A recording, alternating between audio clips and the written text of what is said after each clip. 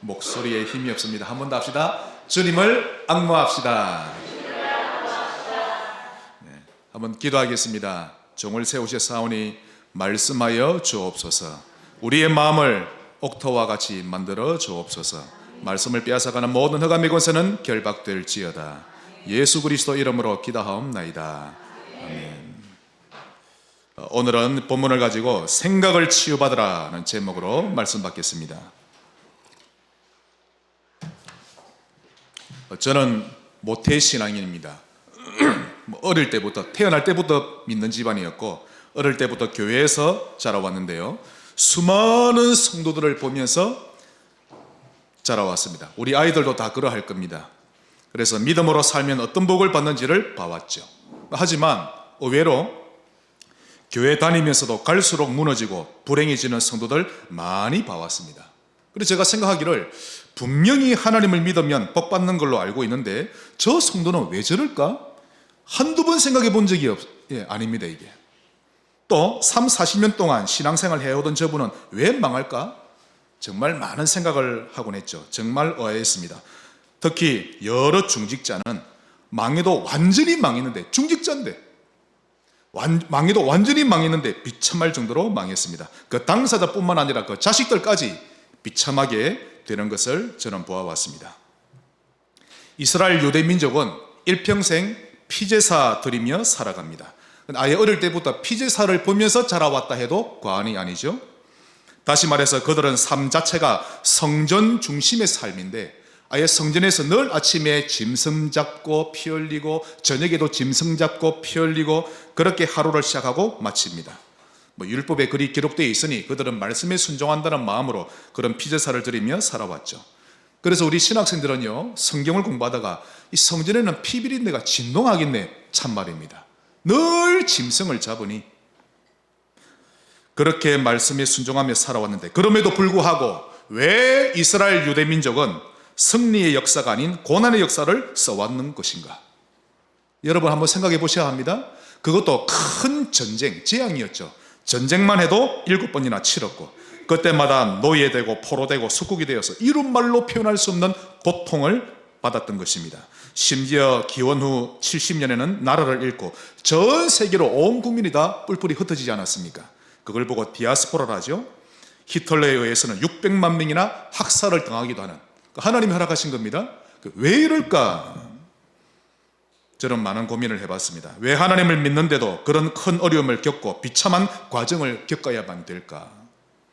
반드시 생각해 봐야 하는데 그것은 생각이 병들었기 때문에 그런 것입니다. 하나님을 믿는데도, 다시 말씀드리면, 더 정확히 말씀드리면 하나님의 인도를 받고 살아왔던 것이 아니라 병든 생각의 인도를 받고 살아왔기 때문입니다. 그래서 오늘 본론 첫 번째로, 믿음 없는 생각은 병든 생각이다.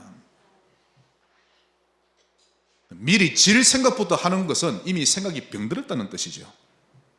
싸우기도 전에 이미 나는 졌어, 나는 안 돼, 이러는 겁니다. 하나님이 애굽에서 10가지 기적을 다 허락해 주시는데 그걸 봤으면서도 앞에는 홍해, 뒤에는 애굽 마차가 달려오죠. 그런 환경이 되니까 그만 불평과 불만이 입에서 터져 나옵니다. 죽을까 봐 겁이 났던 거죠.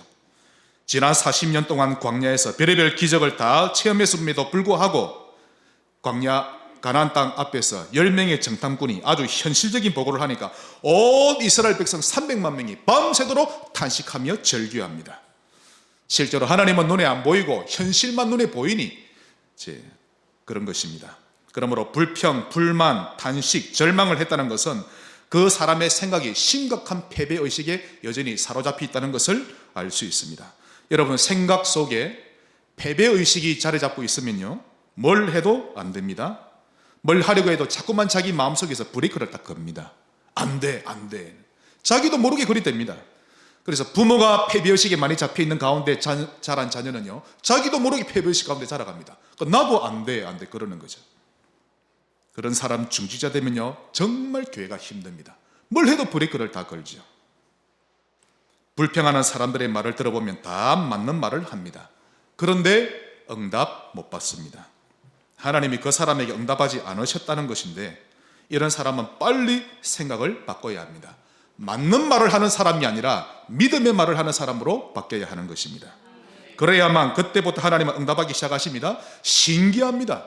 나는 맞는 말을 하는데 왜 응답이 없지? 응답은 하나님이 주십니다. 내가 믿음의 말을 하는지를 봐야 되죠. 응답은 누가 주십니까? 하나님. 100%. 교회의 주인은 누구십니까? 하나님. 여러분의 인생의 주인은요? 하나님이십니다. 그럼에도 하나님은 보이지 않고 사람만 보이고 영적 세계는 볼 줄 모르고 현실만 보고 사니 사람만 원망하게 되고 현실만 탓하면서 살게 되는 것입니다. 이러면 그 어떤 응답도 받을 수 없습니다. 여호와는 나의 목자시니 내게 부족함이 없으리로다. 이 응답은 죽어도 깨어나도 못 받는 것입니다. 욥기 23장 10절에 내가 가는 길을 그가 아시나니 누구의 고백이죠? 욥의 고백입니다. 온몸이 이 피부병으로 죽어가고 있는데 자식도 다 죽었는데 부인은 도망갔는데 내가 가는 길을 그가 아시나니 그가 나를 단련하신 후에는 내가 순금같이 되어 나오리라. 생각이 치유 안 되면 이런 믿음으로 꽉 들어찬 고백 평생 못하고 삽니다. 혹 여러분이 이러하다면 오늘 생각을 바꾸는 방향으로 신앙생활 하셔야 합니다. 무엇을 바꿔야 된다고요? 생각 때문에 응답을 못 받는 겁니다. 혹 여러분 주변에 있는 사람들 가운데 이렇게 생각이 무너져 있다면 그의 생각이 복음으로 치료받도록 여러분이 도와주셔야 합니다. 생각 따라 가버리면 평생을 그리 따라 가는 것이죠. 생각이 믿음으로 채워지면 믿음의 말을 하게 됩니다. 그럼 여러분은 영원히 삽니다. 얼마나 행복한지 모릅니다. 현실은 바뀐 게 없는데 내 영혼 속에 믿음이 딱 들어오면요, 내 생각이 바뀌고 말도 바뀌고 아주 행복합니다. 아무리 맞는 말이어도 불신앙의 말을 내뱉으면 절대 행복하지 않습니다.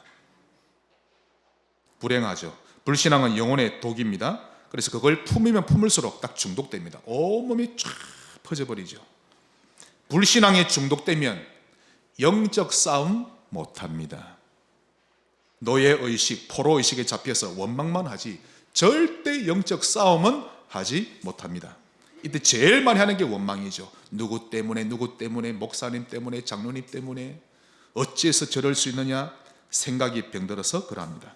생각이 병들면 삶도 병듭니다. 왜냐하면 말이 병들기 때문에. 늘 말이 불신앙 나오죠. 여러분이 못나서 그런 게 아니라 생각이 병들었기 때문에 그러한 것입니다. 계속 흔들리죠. 이걸 하나님이 원치 않으십니다. 시편 오늘 읽었습니다. 55편 22절에 내 짐을 여호와께 맡기라. 그가 너를 붙드시고, 원에는 일이 나옵니다. 그가 너를 항상 붙드시고 라고 나옵니다. 제가 이 본문을 묵상하다가 이번 한 주간 얼마나 은혜 받는지 모릅니다. 그가 나를 항상 붙드시고, 의인은 하나님의 백성을 말합니다. 의인의 요동함을, 흔들림을 영원히 허락하지 아니하시리로다. 하나님은 자기 백성이 흔들리는 것 원치 않으시고 허락하지 아니하십니다. 그러므로 우리는 반드시 생각을 바꿔야 합니다. 노예의 생각을 바꾸고 포로 생각을 바꾸세요. 그 생각을 가지고 있는 한 여러분은 천국 백성임에도 불구하고 노예처럼 살고 포로처럼 살아가는 것입니다.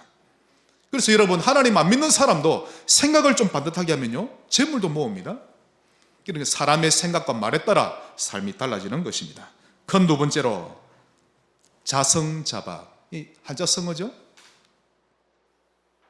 이 자성자박이란 자기 줄로 자기 몸을 옳가 묶는 것을 말하는데, 즉 자기가 한 말과 자기가 한 행동으로 말미암아 자기 마음에 번뇌가 일어나고 괴로움을 겪는 것을 말합니다. 즉 제 스스로 곤란한 상황에 빠뜨린다는 뜻을 말하는데요, 대표적인 사람으로 첫 번째로 롯입니다.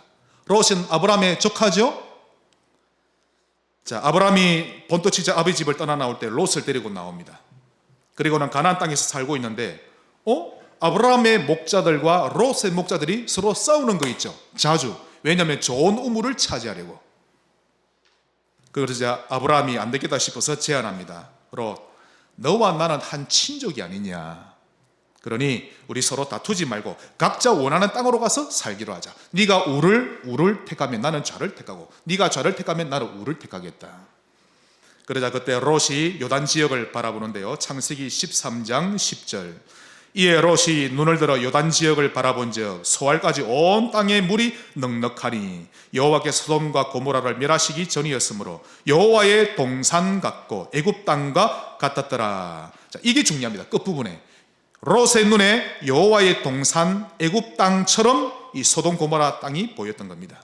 그 당시에 타락의 절정에 이르렀던 도시가 소돔과 고모라 땅입니다. 그런데 롯의 눈에는 여호와의 동산처럼 보이고 기름진 애굽 땅처럼 보였죠. 그 사람의 시선이 그 사람의 생각인데 그 롯의 시선이 롯의 생각이었던 거죠. 하지만 아브라함은 여전히 움직이지 않고 가나안 땅에 거주합니다. 왜 그렇죠? 하나님이 약속의 땅 가나안에 머물라 했으니까. 그래서 창세기 13장 12절에 아브라함은 가나안 땅에 거주하였고, 그 부분은 여러분이 밑줄을 쫙 그으셔야 합니다. 이 응답 받으시기를 축원합니다. 아브라함은 가나안 땅에 거주하였고, 이 말은 하나님이 약속하셨던 땅에 계속 머물러 있었던 건데 하나님이 말씀하시기 전에는 움직이지 않았다는 뜻입니다.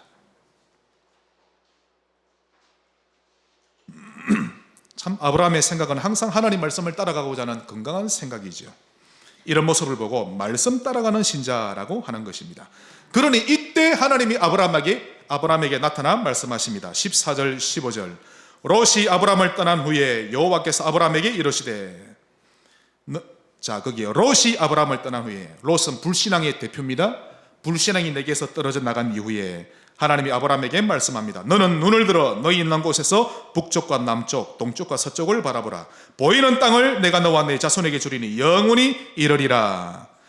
롯의 시선은 동서남북의 응답을 받지 못하는 시선입니다. 그런데 17절 또 아브라함에게 말씀하시기를 너는 일어나 그 땅을 종과 횡으로 두루다녀 보라. 내가 그것을 내게 주리라. 롯의 시선은 종과 횡을 두루다녀 보는 응답을 받지 못하는 시선입니다. 하나님은 그런 응답을 롯과 같은 사람에겐 주지 않죠. 그런데 아브라함은 동서남북의 응답을 받았고 종과 횡의 응답을 받았습니다. 움직이지 않고 약속의 땅 그 자리에 가만히 기다리기만 했을 뿐인데 응답은 저절로 찾아오는 것이죠. 응답은 하나님이 주십니다. 랩런트도 너무 성공하려고 너무 몸부림치지 마세요. 예배에 제일 우선하고 영적 선미 떼고 그 다음은 공부하세요. 시온이 알았지요? 시영이도 정말 영적 선미 되고 나서 공부하세요. 나는 성경 안 읽으면 영어도 공부 안 할 거야. 그 정도 돼야 합니다. 영적 선미 되는 만큼 머리 지혜가 자랍니다. 그러니까 영적 원리입니다. 아브라함은 약속의 땅 가만히 하나님을 기다리고 언약을 잡으면서 응답이 저절로 찾아오겠죠. 여러분, 응답은 발이 달려 있습니다. 뭐가 달려 있다고요? 발이 달려 있습니다. 그래서 응답 받으려고 내가 막 쫓아가고 달려가면 응답이 도망갑니다. 그러나 언약 잡고 기다릴 줄 알면 응답은 제 발로 찾아오는 것입니다. 그러니 기분 따라 가지 마세요. 감정 따라가면 큰일 납니다.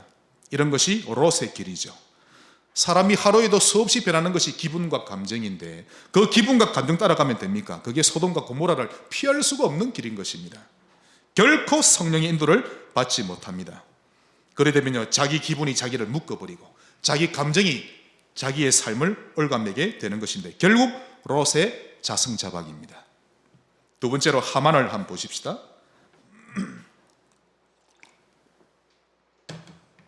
하만은 원래 아말렉 사람입니다. 이 이스라엘 역사를 보면 아말렉이 얼마나 유대인을 고통 가운데 몰아넣습니까? 그래서 아말렉 하면 이스라엘의 고통스럽게 만드는 민족이라 되어 있죠. 이 하만은 그 당시 페르시아 제국의 왕 다음으로 제2인자로 올라선 아주 권위 있는 사람이었는데 그런 자신에게 유대인 모르드게가 고기를 숙이지 않는 거 있죠. 굴복하지 않습니다. 그러자 이 하만의 자존심이 발동이 걸리기 시작했습니다. 건방지게 보였던 거죠. 그래서 안 그래도 유대인 하면 꼴도 보기 싫은 민족이고 눈의 가시처럼 여겼던 민족이었는데 모르드게가 하만이 생각하기를 이참에 모르드게를 비롯해서 모든 유대인들을 전멸시켜버려야 되겠다, 이런 계략을 꾸미기 시작합니다. 이 사실을 알게 된 유대인 모두가 금식을 선포하고 하나님께 모두가 엎드립니다. 하나님이 기도를 들으시고 응답하셨죠. 그래서 하나님은 하만을 죽이시고 유대인을 살려내십니다. 모르드게를 매달아 죽이려고 하만이 높은 나무 기둥을 만들었는데 거기에 하만 자신이 매달려 죽은 것입니다. 즉 하만의 자성자박입니다. 하나님을 바라보는 자를 이길 수 없는 것입니다. 그래서 이렇게 자성자박하는 신자의 모습을 보면요, 예수 믿고 구원받았음에도 불구하고, 완전히 구원받았음에도 불구하고, 성령이 나와 함께 하시고 인도해 가심에도 불구하고 늘 나는 안 돼, 나는 실패할 것이다, 늘 이렇게 생각하며 사는 신자는 말한 그대로 되어져 갑니다. 잠언 6장 2절, 내 입의 말로 내가 얽혔으며 내 입의 말로 인하여 잡히게 되었느니라. 법적으로 죄와 사망에서 완전히 벗어났음에도 불구하고 부정적인 생각에 사로잡혀 살면 자기가 만든 말이 밧줄이 되어서 자기를 올가매는 것입니다. 여러분, 생각으로 스스로를 묶어버리는 인생 되면 안 됩니다. 자기 스스로를 죄인이라 여기고 자기를 가치 없는 사람이라 여기고 그런 밧줄로 절대 묶어버리지 마세요. 고린도후서 5장 17절에는 이전 것은 지나갔으니 보라 새 것이 되었도다. 완전히 바뀐 것입니다. 잠언 17장 22절, 마음의 즐거움은 양약이라도 심령의 근심은 뼈를 마르게 하느니라. 마음속으로 이미 나는 패배자다, 나는 실패자다, 나는 성공하지 못한다, 나는 가난하다, 무능력하다, 이렇게 하고 있으니 몸도 힘이 나지 않는 것처럼 날이 갈수록 뼈가 마르고 몸은 병들어가는데 반드시 생각을 치유받아야 하는 것입니다. 그러면 큰 세 번째로 어떻게 하면 됩니까? 먼저 하나님의 말씀을 먹어야 합니다. 오늘 이 말씀을 언약으로 잡으셔야 합니다. 한번 따라합시다. 아멘. 하나님의 말씀을 먹읍시다. 하나님의 말씀만이 우리 생각을 살립니다. 하나님 말씀 무조건 먹어야 합니다. 주구장창 드세요. 그냥 앞뒤 가리지 말고. 음식은 함부로 먹으면 안 되지만 하나님 말씀은 무조건 드시면 됩니다. 달달달 외울 만큼. 그래야 삽니다. 영과 홍과 관절과 구슬을 찔러 쪼개는 이 하나님의 말씀을 우리는 먹어야 인간은 살지, 말씀을 먹지 않고서는 절대로 살아갈 수 없는 것입니다. 아무리 100만 원짜리 비타민을 먹는다 할지라도 말씀을 먹지 않으면 일단 제일 먼저 눈빛이 다릅니다. 여러분, 저도 방금 제가 우리 이군사님이 주셔가지고 비타민을 하나 먹고 왔거든요. 혓바닥에다 붙이고 한번 녹이는 거. 그거 먹는 것도 힘납니다. 비타민 저 100만 원 넣는 거 봤거든요. 그거 먹으니까 갑자기 한 1분도 안 돼서 몸이 확 에너지가 솟아오르는 거 있죠. 그게 무슨 비타민이 100만 원 안 했더니 그런 이유가 있습니다. 잠이 싹 달아나는 거 있죠. 그런데 정신은 깨는데 눈빛은 죽어 있습니다. 눈빛은 거짓말을 못합니다. 이번에 필리핀 가니까요, 주의 종들인데 힘이 다 빠져가지고 썩은 동태눈처럼 이리 있는 거 있죠. 다른 육신적인 이야기하면 확 저가 이랬다.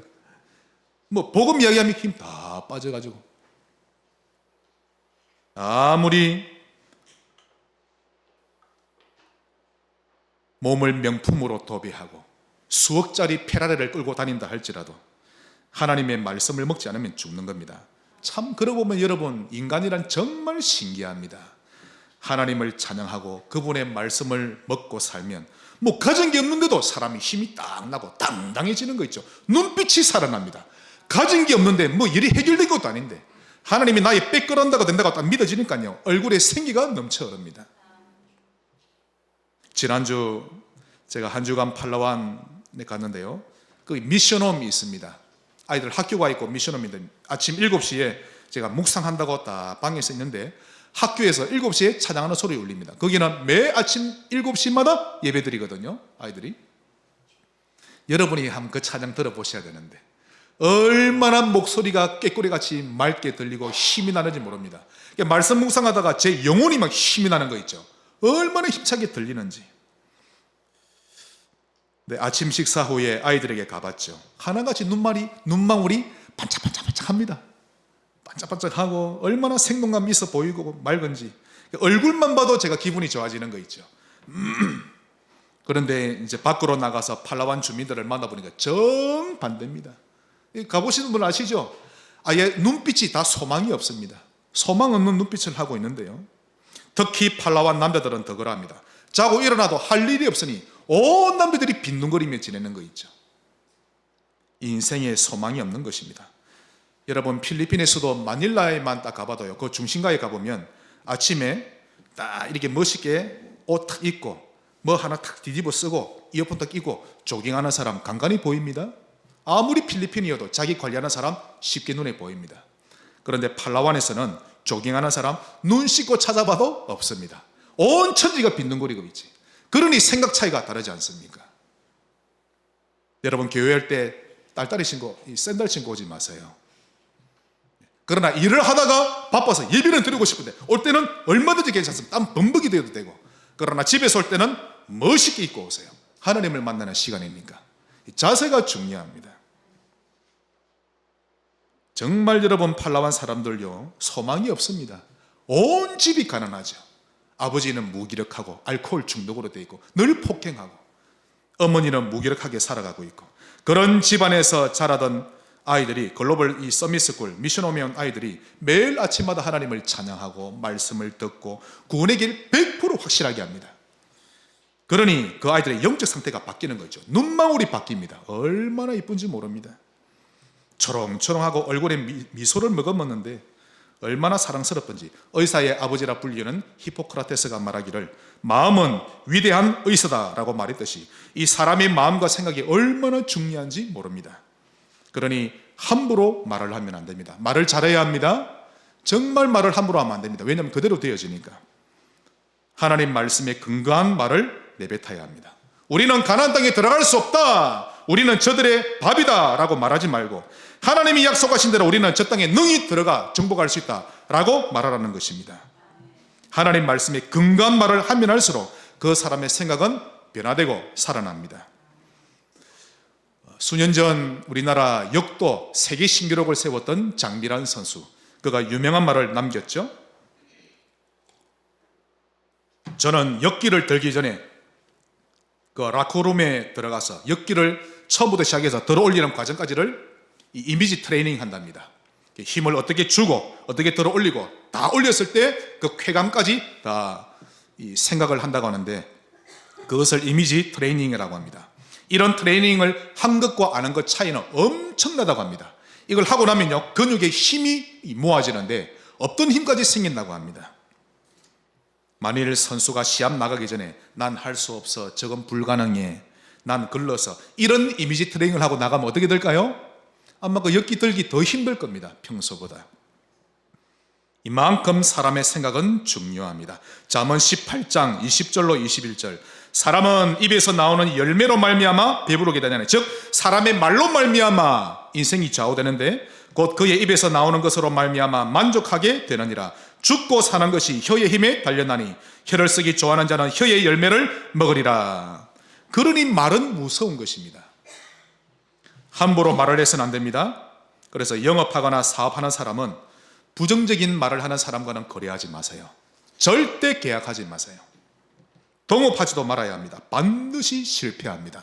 그 상대가 신자랄지라도 중직자를 할지라도 그가 늘 부정적인 말을 입에 달고 살면 그는 복음으로 먼저 치유받아야 할 사람이지, 그 사람과 돈과 관련된 계약을 해서는 안 되는 것입니다. 인생 실패자는 거의 대부분이 말로 망합니다. 이유는 생각이 병들었기 때문에 그러하죠. 끊임없이 부정적인 말을 쏟아내는 것입니다. 그러므로 말을 바꿔야 합니다. 생각을 바꾸는 것도 맞는데 말을 바꾸면 생각도 바뀝니다. 자로 한번 인사합시다. 말을 바꿉시다. 예. 하나님 말씀에 근거한 말을 할 줄 알아야 합니다.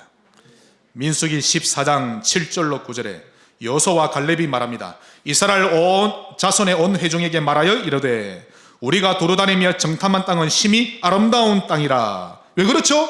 하나님이 주시기로 약속한 땅이니까. 지금 이 두 사람은 이 가나안 땅이 아름다운 땅으로 보이는 거죠. 정복할 땅으로. 그래서 여호와께서 우리를 기뻐하시면 우리를 그 땅으로 인도하여 들으시고 그 땅을 우리에게 주시리라. 이는 과연 젖과 꿀이 흐르는 땅이니라. 그러므로 다만 여호와를 거역하지는 말라. 또 그 땅 백성을 두려워하지 말라. 그들은 우리의 먹이라. 그들의 보호자는 그들에게서 떠났고 여호와는 우리와 함께 하시느니라. 그들을 두려워하지 말라. 이 여호수아와 갈렙은 원래 믿음 있는 사람인데 이 고백을 하고 난 다음에는 더 믿음이 커졌을 겁니다. 믿음의 고백은 하면 할수록 믿음이 더 커지는 법이죠. 믿음의 말을 하시기 바랍니다. 어떤 경우에도 불신앙의 말을 하지 마세요. 맞는 말이어도 하지 마세요. 말씀에 비춰보면 틀린 말이 너무 많으니까. 그러므로 여러분의 생각 속에 말씀이 흐르게 해야 합니다. 이게 제일 중요합니다. 하나님 말씀을 흐르게 하라. 말씀이 여러분 생각 속에 흐르기만 한다면 여러분은 가장 안전한 사람이 되고 가장 완전한 사람이 될 것입니다. 이를 위해 여러분이 해야 할 미션이 있습니다. 첫째로 말씀을 암송하세요. 우리 주보의 맨 앞에 보면 암송 승구가 있죠. 그 주간 암송 승구에 매일 도전하는 겁니다. 잘 안 외워져도 한 주간의 삶을 여러분 한번 돌아보세요. 오늘 이 자리 오기까지, 월요일부터 오늘까지 어떻게 사셨습니까? 특히 나는 일어나서 낮에 일하러 가서 밤에 잠들기 전에 무엇을 했던가 보시면 적나라하게 보일 겁니다. 말씀을 암송하시기 바랍니다. 여기에 도전하는 것입니다. 이렇게 하면 여러분의 생각 속에 복음을 투여하게 될 것입니다. 두 번째로 하나님을 찬양하세요. 이 말은 하나님께 여러분 혼자 예배를 드리라는 겁니다. 하나님께 혼자 예배 드리면서 찬양하고 두 손 들고 하나님을 찬양하기도 하고 두 손 들고 찬양해 보셨나요? 무릎도 꿇어 보셨나요? 네, 그걸 자주 해보시면 그때 내 영혼이 하나님을 만납니다. 얼마나 좋은지 모릅니다. 특히 찬양 가사는 대부분 말씀이 기초에서 나왔기 때문에 찬양을 제대로만 해도 말씀이 흐르게 됩니다. 또 세 번째로 말씀을 붙잡고 기도하라. 그냥 하나님 주세요, 주세요, 주세요 그러지 말고 말씀에 근거해서 기도하세요. 하나님이 자동 응답기가 아니라 기도 시작했는데 하나님 주세요, 주세요, 주세요. 기도 끝! 기도가 아닙니다. 내 마음을 열어놓고 하나님 말씀하여 주옵소서 당신을 찬양합니다. 그게 기도죠. 그래서 자주 말씀 기도를 하는 것입니다. 지난주에는 하나님 아버지 저는 영적 서밋 되기를 정말 간절히 원합니다. 도와주세요. 그랬던 것처럼 오늘은 어떻게 기도해야 되죠? 이번 주는 하나님 아버지여 저의 생각을 치료하여 주옵소서. 롯과 같은 저의 생각이 아브라함과 같은 생각으로 변화되기를 간절히 원합니다. 이렇게 기도하면 됩니다. 말씀 붙잡고 기도하는 것이 정말 강력한 기도인 것입니다. 말씀의 결론을 맺겠습니다. 우리의 뇌는 너무 지그재그입니다. 생각이 갈팡질팡하고 있는 거죠. 정돈이 안 돼 있습니다. 생각이 정돈 안 되니 책상 위도 정돈 안 되고 싱크대도 정돈이 안 되고, 그건 평소에 말씀을 듣기는 많이 듣는데 그 말씀으로 자기 인생 편집할 줄 모른다는 뜻이죠. 듣고 은혜만 받고 위로만 받고 끝내지 말씀을 적용을 할 줄 모른다는 뜻입니다. 여러분의 삶에 꼭 적용할 줄 아시기 바랍니다. 적용하지 못하고 늘 듣고 위로만 받고 끝내버리고 이런 신앙생활을 1년, 2년, 10년, 20년을 해왔던 거죠. 그것은 하나님 말씀을 나의 언약으로 받아들이지 못했다는 뜻입니다. 그러니 10년 전의 나의 뇌나 지금의 나의 뇌나 똑같이 지그재그인 것입니다. 가난한 뇌는 가난을 만들어가고 부유한 뇌는 부자로 만들어갑니다. 반드시 그러합니다. 소망 없는 뇌는 소망 없는 인생을 만들어가고 소망이 넘치고 희망이 가득한 뇌는 희망찬 인생을 만들어가는데, 여러분의 뇌는, 여러분의 생각은 어떠합니까? 점검하셔야 되겠죠. 그러므로 결론 첫 번째로 하나님을 절대 망대로 삼으세요. 절대 망대란 절대 무너지지 않는 망대를 말합니다. 하나님을 여러분의 망대로 삼으셔야 합니다. 그리하면 하나님은 그 사람의 뇌를 바꾸십니다. 하나님만이 나의 뇌를 바꿀 수가 있죠. 생각에 지각 변동이 일어나는데 뇌가 치유되니 생각도 치유되는 것입니다. 제가 잘 아는 분이 있는데요, 세상적으로 아주 잘 나가는 남자입니다. 예전에 그래서 일본을 오가면서 사업하는 사람인데 그 사람 지갑은 늘 빵빵합니다. 지갑 속에 늘 수많은 수표와 현찰들로 가득 채워져 있고 좋은 차를 몰고 다니고 누구를 만나든지 만날 때마다 딱 짝다리를 짚고요, 한 대 딱 입이나 담배 한 대 꼬라 물고 한 손을 딱 이렇게 허리를 딱 이렇게 하고, 세상 무서운 줄 모르고 사는 남자였죠. 교회는 다닙니다. 그의 아내가 11조를 몰래 어디 감추어두면 귀신같이 찾아내서 그거 싹 가져가 버리고, 그가 말하기를 헌금 내는 게 11조가 그렇게도 아깝고 싫었다고 합니다. 밥 사 먹을 때는 귀한 사람 만나면 수십만 원도 수만 원도 아깝지 않게 거뜬히 쓰는데 교회 헌금할 때는 늘 1,000원씩만 냈다고 합니다. 그 돈 많은 사람. 그가 말하기를 그때는 그의 망대가 돈이었다고 합니다. 나의 인생의 모든 것은 돈입니다. 돈이 전부였다고 합니다. 겉으로 말은 그렇게 표현을 그가 안 했었지만 실제로 돈이 그의 안정감이었고 돈이 그의 주인이었다고 하는데요. 그러던 어느 날 그의 산업이 무너지기 시작합니다. 하나님이 때리신 거죠. 그의 산업에. 그러자 겨우 몇 개월 만에 한 3, 4개월 만에 모든 것을 잃어버리고 백몇십억이 날아가고 완전히 알거지가 되어버렸습니다. 그때서야 두 손 돌발 들고 하나님 앞에 나왔죠. 하나님 도와주세요. 완전히 무릎 꿇은 겁니다. 아파트도 날아가 버렸으니까. 그때부터 부부가 간절히 하나님께 기도합니다. 믿음이 완전히 들어갔죠. 하나님께서 그 기도를 들으시고 그 가정을 완전히 새롭게 변화시켜 주셨습니다. 그렇다고 경제를 회복시켜 주신 게 아닙니다. 믿음을 완전히 바꿔놔 버렸습니다. 지금은 하늘나라 사업에 올인하고 있는데요. 실제로 가진 돈은 없지만 하나님이 그들을 주의 일에 귀하게 쓰고 계십니다. 그들이 고백하기를 목사님 저 지금 다시 옛날로 그 잘 나가던 돈 많던 옛날로 돌아가라 정말 싫습니다. 지금이 더 좋아요. 돈은 없지만.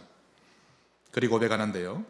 즉 돈이 절대망대였던 인생보다 지금 하나님이 절대망대된 인생이 훨씬 더 좋고 행복하다는 것인데 그 맛을 본 겁니다. 하나님을 절대망대로 삼으시기 바랍니다. 그러므로 이를 위해 결론 두 번째로 여러분의 생각을 치료받게 하세요. 치료받으라가 아니라 여러분의 생각을 치료받도록 내놔야 합니다.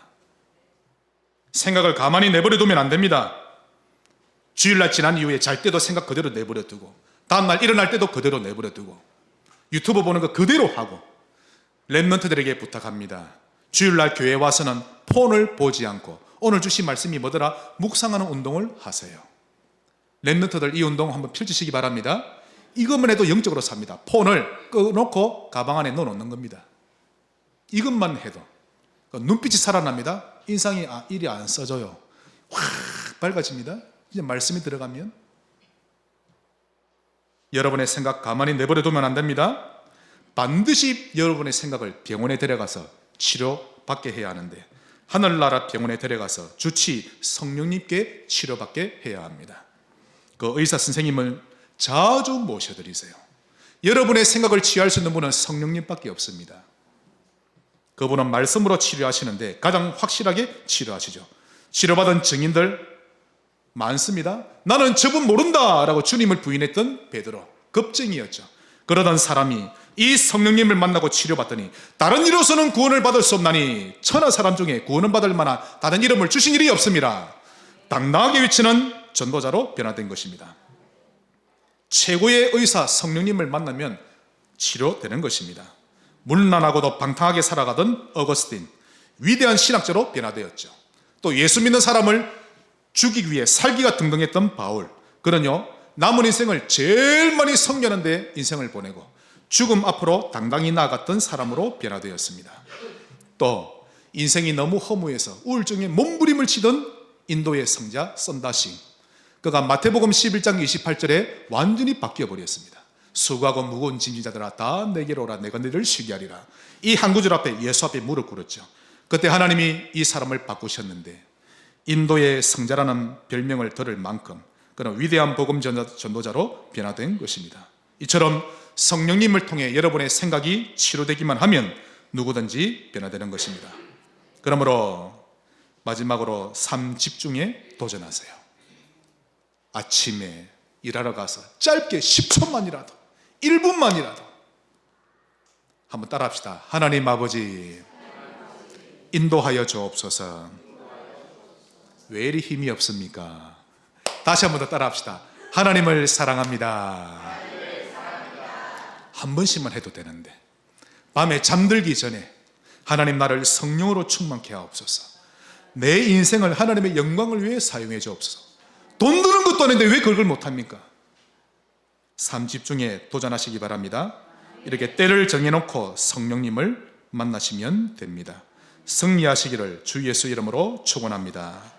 하나님께 감사드립니다. 무너진 생각을 회복시켜 주시고 병든 생각을 치료하여 주시고 우리의 말을 바꾸어 주옵소서. 예수님 이름으로 기도합니다. 아멘.